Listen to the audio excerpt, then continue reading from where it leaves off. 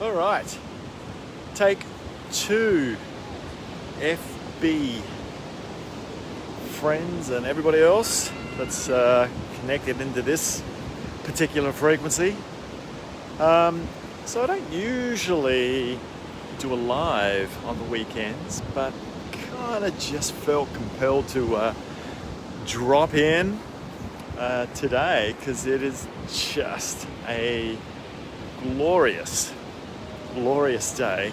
Of course, as usual, down here on the beach, on the Goldie, and it's usually, we call this Soulful Sunday. My partner Adrian Hanks and myself,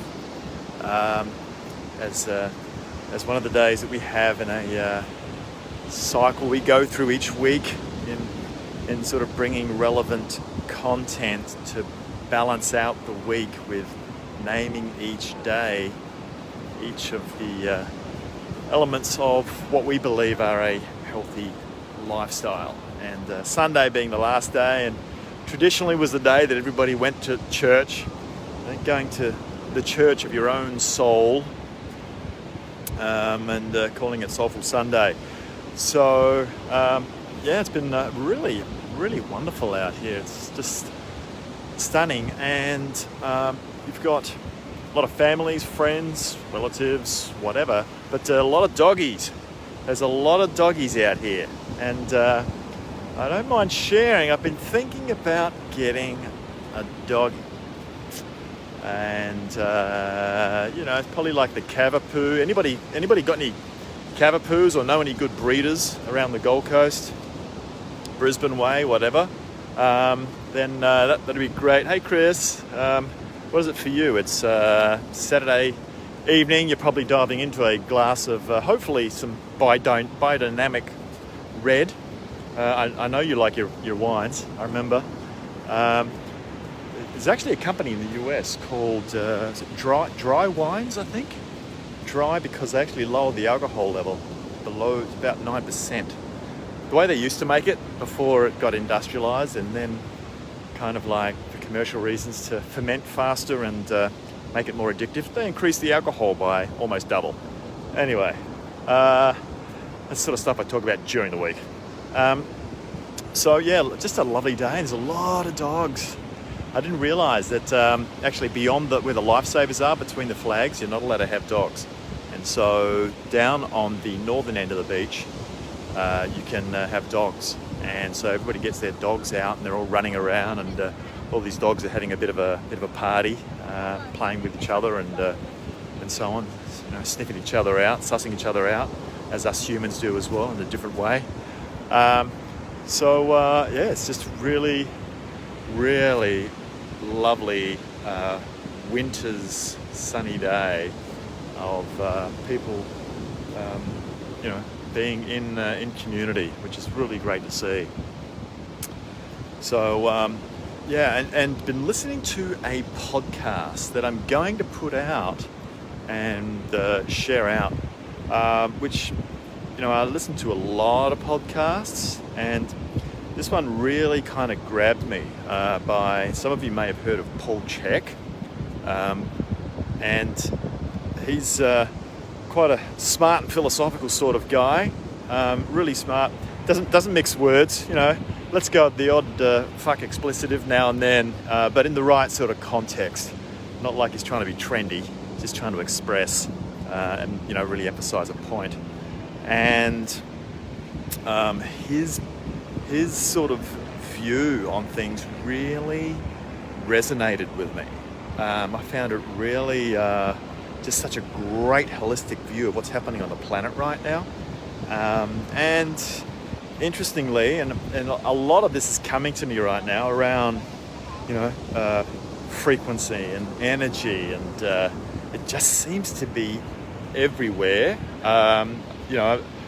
That stuff, it doesn't surprise me that's happening because, once you start looking at something or start to focus on one particular area, it's funny how all of a sudden it all starts to come to you, whereas actually it was there all the time. It's just now that you can see it, right? And that's all to do, I guess, developing one's awareness and perspective,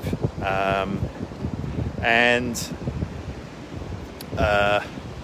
yeah, I kind of wonder whether you actually attract it or whether it's actually always there. You just tap into it, right? When you change your own frequency. So his view. There's one comment he made. There was a couple of comments he made. One was, let pain be your guide. And I thought that was really, really cool. Putting pain, and we kind of know that, okay, through pain we kind of grow, but pain being a sort of signpost and guiding you, sort of like guardrails. And maybe if you electrified those guardrails, you go, oh shit, well, don't do that, right? Whenever there's some pain there, it's kind of directing you to go somewhere else, whether it's a pain in the body, whether it's an emotional pain or whatever. And it's just having that perspective really sort of resonated with me. And what was the other one you had? Oh yeah, the way he looks at us 7 to 8 billion souls on the planet, wrapped with a wrapped, what is it, matter wrapped around a soul, as he described humans. And then talking about quantum and how we were here we go. Helicopter coming out doing a tour. How we've been sort of put on Earth because if you're in what they call the field, then you could create a huge amount of disruption. And it's almost like you've got to be kind of on the planet to be able to do the work you need to do without doing too much damage, even though, the likes of Hitler and so on did their best, but eventually it was slow enough because it was a bunch of souls wrapped in matter that everybody else could regather to neutralize the effect. And his view on when people can work out to be able to unify amongst a common requirement or need versus greed, where that was just self-serving for one. And so you hear a lot about connection that's happening right now. And once again, all these things are kind of bubbling up as, we have been experiencing this massive effect that, it's manifested as a as what we're calling a virus at the moment in the CV word, and how people are starting to think again. And he talks about religion and actually that anything that's an ism being somewhat destructive, because once it becomes an ism, the brain switches off. It's like, okay, oh yeah, here's the instruction book, just follow this. That becomes automatic. Okay, cool, we just do this, we don't think anymore. Which, in my personal humble opinion, is crap. I think it's very sad. People get too lazy in the status quo and don't think anymore. You can overthink too, and I'm certainly guilty of that. But not thinking is also not cool. So he talks about sort of finding the middle ground, right? And so a number of things came up. So I was just inspired. I thought I'd just touch base. It's a beautiful day, and wanted to give you the heads up on that. I'm going to share that out to everyone, that podcast. Do give it a listen.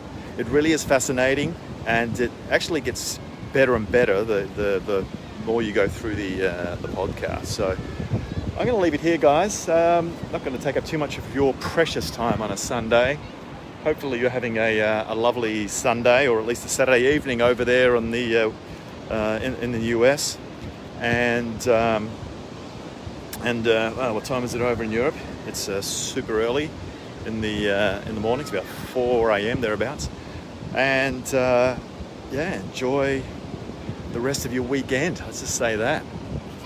And I'm going to be getting some lunch, and on my way to go and check out something that I recently acquired.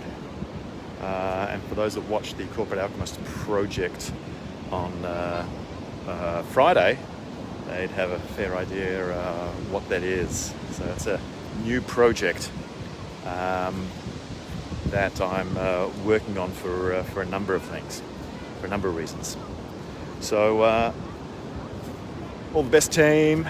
We will see you from here on the beach.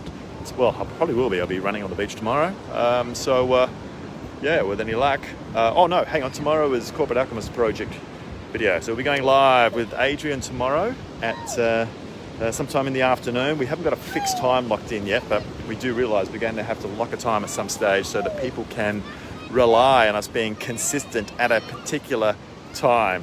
And we are going to get that locked down at some stage for those that are interested. But if you want to learn anything more about healing, I'm gathering all of my video and content now that I've got myself more organised and using good old Hootsuite to help get me tidied up there. And VA onto Hill.me. So if you go and knock on the door at Hill.me, we've got a group there that's about 800 to 900 strong now, and all the content will be coming into Hill.me. Tools, devices, basically, you know, balancing out on the